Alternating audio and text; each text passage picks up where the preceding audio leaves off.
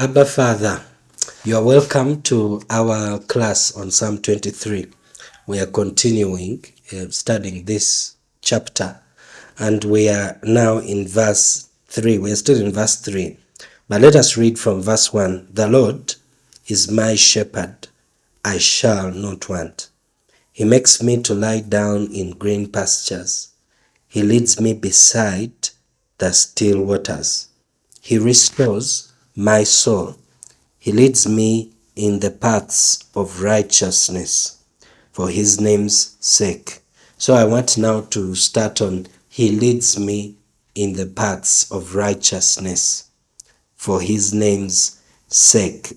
So to jump in, but before I jump in, we have now a lot to review from what we have covered before, starting with the Lord being Yahweh, and shepherd being our best friend, our closest friend, a dear companion, a beloved companion, our dear lover, consuming passion, and all of that he talks about there. And he says, I don't need anything because I have Yahweh. And then we spoke about how he brings us to rest in green pastures, and with green pastures was speaking about this abundance, and then he leads us beside the still waters, which still waters is a picture of the green pastures, and still waters is a picture of an oasis. When we come to an oasis and we are relaxing in the midst of the heat and the dryness and the lack which you find in a desert, but we are in an oasis, in green pastures and still restful waters. And we spoke about how this is David talking about what Yahweh is to him, who Yahweh is to him, and what he does for him because of who he is. David is in a difficult situation. He has just lost his kingdom, part of his family, his honor, his glory, his throne, and his son is basically going to come after him to destroy him, has overthrown him, and now is going to come to get rid of him. And yet David, in the middle of this, is when he's talking about Yahweh being his shepherd and him enjoying this quality of life. And what David is saying is the inner condition and not the outer condition, because from outside he's actually having a rough time. His life is not going well at this moment, and yet he looks within. He's focusing on what's going on inside, who Yahweh is to him. We spoke about all of that. You need to go back and just look through all our classes and see what we've said about that. And then after that, he speaks about restoring my soul. We saw that what that was all about, God restoring who we are, reviving us, vivifying us, quickening us when we're in the middle of trouble, and the power of the Holy Spirit working within us to give us the strength to crush and to overcome what we are going through.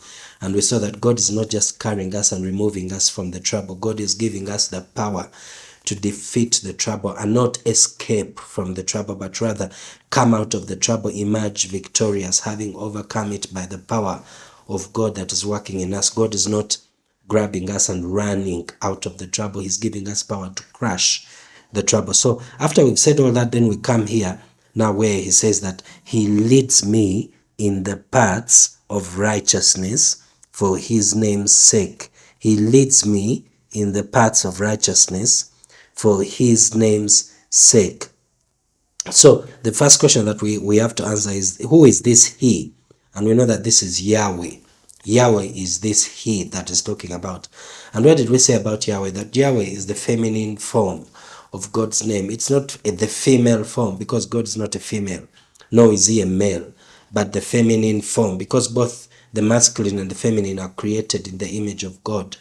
It's not only the masculine that represents God. It's not masculine humanity. In other words, men, fathers, that are the image of God or that represent God, but even the feminine, especially the motherly, the mother nature, the mother kind, the mother attribute is also a correct, perfect representation of God. And so that's why we saw that God has different names or titles, and they're gendered differently. So for example, we see here that this is Yahweh, and we saw from the beginning that Yahweh is a feminine gender. The word Yahweh is in a feminine form. So we interpreted that as saying that, for example, we would view God then this way.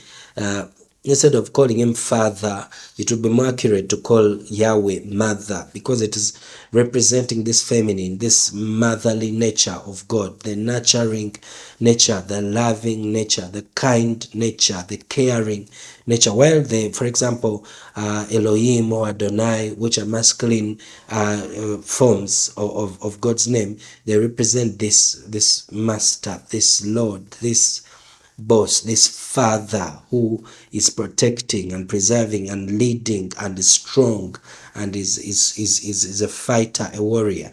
And so God portrays himself like that in some names, and then in other names he portrays himself as love, as kind. He's all of this. He's not one or the other.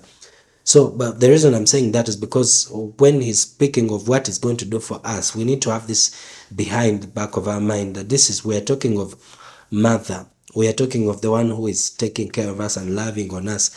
And he says that now this one is the one who leads me in the paths of righteousness. He leads me in the paths of righteousness for his name's sake. Now, what does this word lead here? What does it mean? It means, of course, to guide. It also means to lead, but not just that. It means to lead to a satisfying or pleasing or desirable expected destination or outcome. Or in other words, you are leading somebody to an outcome that you desire for them. You are leading somebody or guiding somebody, a child. You're guiding a child to a destination, to an outcome, to a goal that you desire for them, that you expect for them, that you want for them. It is not just saying you are guiding. No, it's a deliberate guiding. It's an intentional guiding where you are leading one to an outcome that you desire for them. You are leading one to an outcome that you want for them, a desirable outcome. Now, what is for a shepherd, what is the desirable outcome of a shepherd? Why? In other words, where is the shepherd taking this sheep? Why is the shepherd taking them there? What does the shepherd want? What is their ultimate goal? Of course, the shepherd wants the sheep to eat, yes. He wants them to drink, yes. Wants them to rest, yes. But that's not the ultimate goal. That's a means to an end. What's the real end the shepherd wants? The shepherd wants his sheep to be well taken care of. The shepherd wants his sheep to have good welfare. The shepherd wants his sheep to be safe and secure. The shepherd wants his sheep to be happy, to be all right, to be fine. That is his goal. That's why he's feeding them. That's why he's protecting them. That's why he's clothing them. Rather, not clothing. That's why he's taking them to drink. That's why he's leading them somewhere. That's why he's fighting for them, because he has a goal for their welfare, their well-being. That's his goal. And why does the shepherd have this goal for his sheep? Because of love. Because the shepherd loves his sheep. And because the shepherd loves his sheep, he wants his sheep to be well. He wants his sheep to be well taken care of, to be provided for, to be whole, to be well. As a parent, you have this as a goal for your children. And this is not just a story of a shepherd and sheep. It's Yahweh and us, that this is God's goal for us. To be protected, to be well, to be whole, to be provided for, to have good welfare, for our well-being to be good. This is his goal for us, and he does what he does to bring us to this outcome. I don't know if you see that. This is his goal. So this is what that word lead, it means to lead one to this outcome because you love them, because you value them, because you cherish them, because you treasure them, like a shepherd would do for his sheep, or like our Father does for us, and like a mother would do for her child.